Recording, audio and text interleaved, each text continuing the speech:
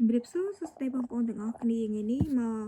ចង់ប្រាប់បងប្អូនពីការអាប់ដេតរបស់ Facebook ហើយបងប្អូនដែលចូលចិត្តផុស collab នឹងមិនគឺផុសរបៀបថាយើងផុសតែមួយប៉ុន្តែយើងមានដៃគូសហការអាចពីមុនតែមួយណាបងប្អូនឧទាហរណ៍ថាយើងមាន page យើងចង់ add account មួយណាចូលដើម្បីផុសបាន2អញ្ចឹងណាឬក៏ចង់ឲ្យគេស្គាល់ page យើងឬក៏ចង់ស្គាល់ account admin យើងអញ្ចឹងណាឥឡូវនេះមកប្រាប់បងប្អូនឥឡូវហ្នឹងយើងអាច collab បានដល់ទៅ5បងប្អូនផុសមួយហ្នឹងប៉ុន្តែយើងអាច collab យើងអាច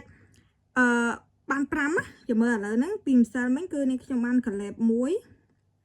ឥឡូវអូសទៅកន្លែងរូបថតនេះខ្ញុំសិនអញ្ចឹងណានេះបងប្អូនឃើញទេនាងខ្ញុំផុស account ខ្ញុំមួយហ្នឹងប៉ុន្តែនាងខ្ញុំ collab ទៅ account ខ្ញុំផ្សេងទៀតឃើញទេបងប្អូន account ផ្សេងទៀតដែលខ្ញុំបង្កើតណា page អីចឹងទៅយើងអាចផុសទៅ account អ្នកផ្សេងក៏បានដែរតែសំខាន់អ្នកផ្សេងហ្នឹងគេស្គាល់យើងហើយគេទទួលប៉ុន្តែមានណាក្រៅពីខ្លួនយើងឯងបងប្អូនអ្នកផ្សេងគេមិនទទួលយើងឯងអញ្ចឹងយើងមាន account ផ្សេងហើយយើងចង់ collab ទៅគឺយើងអាចចុចហើយចុចបានបើផុសម្ដងយើងអាចបាន5ហើយយើងចុចអញ្ចឹងទៅឲ្យ account មួយទៀតបើកទទួលទៅអញ្ចឹងយើងបានឥឡូវរបៀប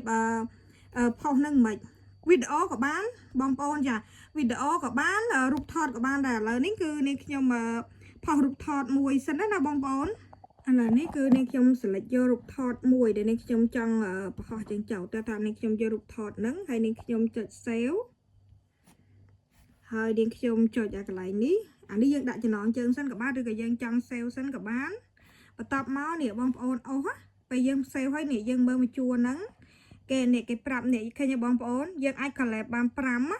ប៉ុន្តែឲ្យយើងកុំ collab មួយថ្ងៃហ្នឹង5រាល់គ្រប់វីដេអូឬក៏រូបថតបាច់ទេបងប្អូនយើងរើសយកតាដូចថារូបថតណាដែលសំខាន់យើងគាត់ថាចង់ collab អីចឹងទៅបានហើយឧទាហរណ៍នេះគឺខ្ញុំមាន account មាន page យើងអាចវាយឈ្មោះអ្នកផ្សេងក៏បានដែរបងប្អូនឲ្យតែយើងស្គាល់ឧទាហរណ៍ថាយើងមាន page ប៉ុន្តែយើងចង់ take តា account ប្តីយើងអញ្ចឹងក៏បានដែរឧទាហរណ៍ថាអានេះសិតតែប៉ុនរបស់ខ្ញុំទាំងអស់អញ្ចឹងយើងចង់collab ទៅរបស់ប្តីយើងឲ្យអ្នកផ្សេងមកទាញ friend ប្តីយើងមកស្គាល់ account យើងអញ្ចឹងអាចក៏សេឈ្មោះគាត់នៅហ្នឹងទៅហើយយើងចុចបញ្ជូនទៅបានឧទាហរណ៍តឥឡូវអានេះខ្ញុំ collab តា account នេះខ្ញុំផ្ទាល់ទេអានេះមួយនេះខ្ញុំអាចចុច1 2ពីមុនយើងចុចបានតែមួយណាបងប្អូនចា3ឥឡូវនេះខ្ញុំអាច collab បាន5ប៉ុន្តែនេះខ្ញុំអត់ចង់ collab ច្រើនគឺនេះខ្ញុំ collab យកតែ3ទេហើយយើងចុច tagmin អូខេមកឃើញទេអូខេហ្នឹងរួចរាល់ហើយយើងទៅសេចំណងជើងមក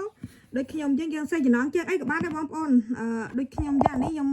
សេចំណងជើងដែលរូបថតដែលខ្ញុំបង្ហោះអញ្ចឹងណាបងប្អូនអាចសេប៉ុនបងប្អូនអីក៏បានដែរអានេះយើងទៅសេចំណងជើងរួចហើយឥឡូវហ្នឹងយើងបញ្ជូនទៅគឺរួចរាល់ស្រេចហើយបងប្អូនចាយើងបញ្ជូនម្ដងទៀតមកអូខេហើយឥឡូវទៅណាបងប្អូនចាំសិនចាំឲ្យវាដើរពេញសិនវាកំពុងតែដើរអញ្ចឹងណាឥឡូវវាទៅហើយឥឡូវវាទៅណាបងប្អូនឥឡូវយើងទៅមើល account ដែលយើង tag ទៅមិញយើងបើកណា account ដែលយើង tag ទៅមិញហ្នឹងបងប្អូនមាន account ប្រហែលមើលប៉ុណ្ណឹងទៅបើមាន account ប្តីឬក៏ account អីបងប្អូននេះចុចមើលទៅតាមហ្នឹងអញ្ចឹងណាឥឡូវហ្នឹងគឺខ្ញុំចូលមកកន្លែងក្បាលមនុស្សប៉ុនខ្ញុំនេះខ្ញុំរើសយក account ខ្ញុំដែលខ្ញុំមក tag ទៅមិញហ្នឹងណាហើយនេះខ្ញុំចុចឲ្យកន្លែង tray 3ហ្នឹងអានេះយើងសម្រាប់ចេញចូលទៅ page មិញអញ្ចឹងណាបងប្អូនចានេះខ្ញុំមាន page ច្រើនអញ្ចឹងយើងនេះមិញ account មួយនេះអូខេឥឡូវយើងមើលតាហ្នឹងមួយសិនហើយយើងបដូរមក